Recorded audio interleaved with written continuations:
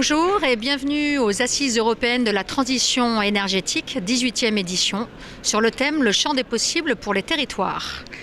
Nous allons parler de l'impact de la dématérialisation des factures sur la transition énergétique avec vous, Monsieur David Nicole. Bonjour. Bonjour. Alors, vous êtes le directeur marketing de Salvia Développement. Alors, avant de détailler sur en quoi la dématérialisation, les flux démat, comme vous dites dans votre jargon, ont un impact sur la transition énergétique et sur le développement durable de manière générale, et de parler d'actualité aussi par rapport à l'obligation pour les collectivités de la dématérialisation des factures de leurs fournisseurs et clients, est-ce que vous pouvez nous présenter rapidement ce qu'est Salvia ?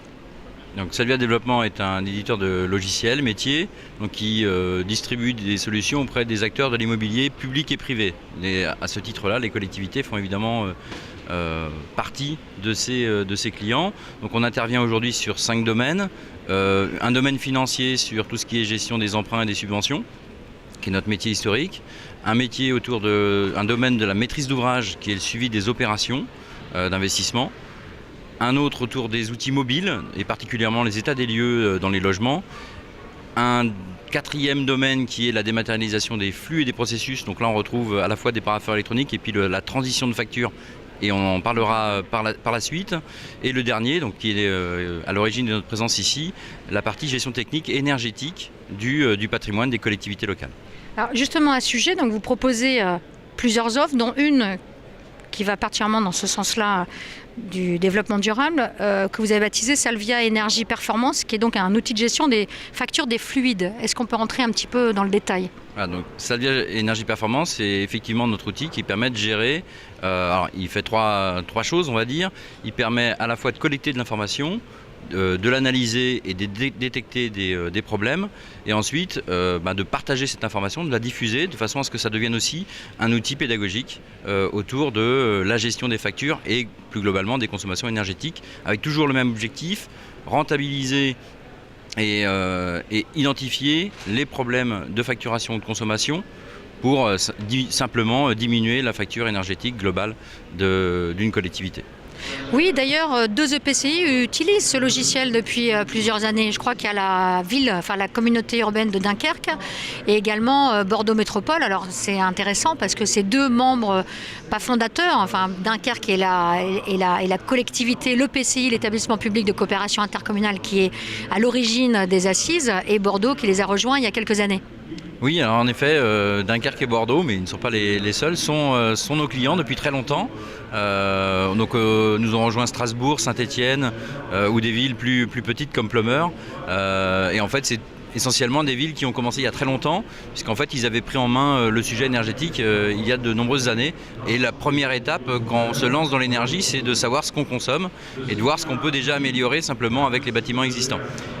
Est-ce que vous avez des exemples un peu concrets ? Parce que j'imagine que l'objectif aussi, vous l'avez dit tout à l'heure, c'est que ce soit source de connaissance de la consommation des fluides et aussi source d'économie.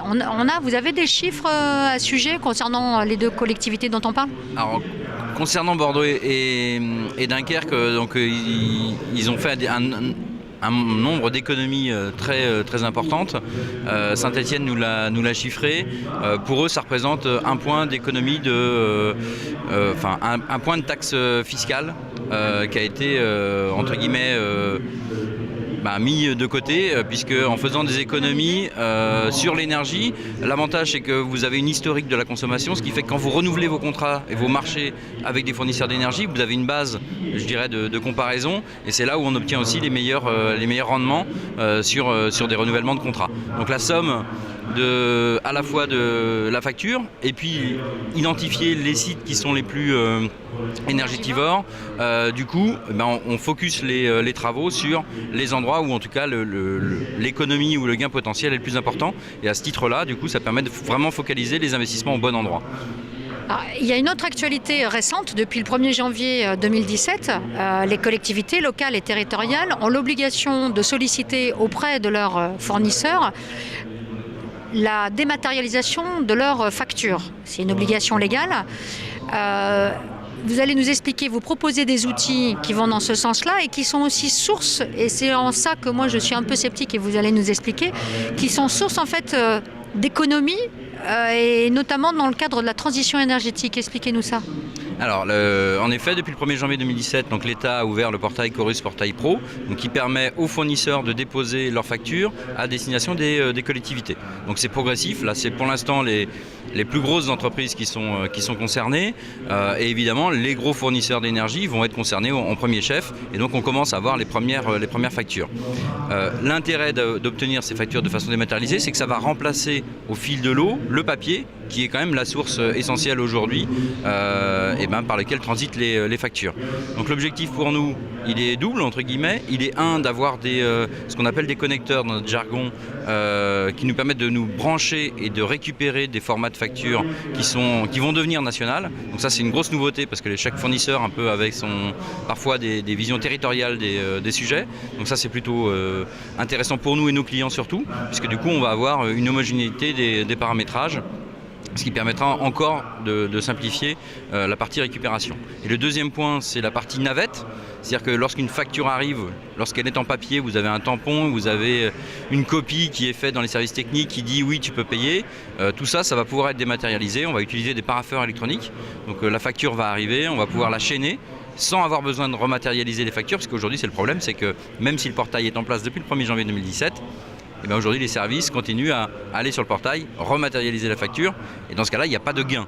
Donc l'objectif au niveau de la dématérialisation, c'est vraiment d'aller vers cette transition énergétique, et la dématérialisation est au cœur de ces sujets-là, puisqu'on évitera de réimprimer et on validera numériquement les éléments et on stockera ces informations.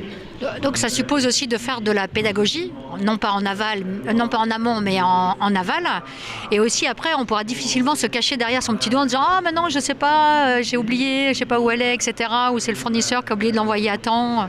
Là, le portail est basé justement sur ce principe-là j'ai le fournisseur qui est informé, qui met à disposition sa facture, le client est informé que la facture est arrivée, et ensuite vous avez tout un ensemble de statuts qui évoluent pour dire le service est fait, le service peut être à payer, et le fournisseur est au courant que le paiement est réalisé.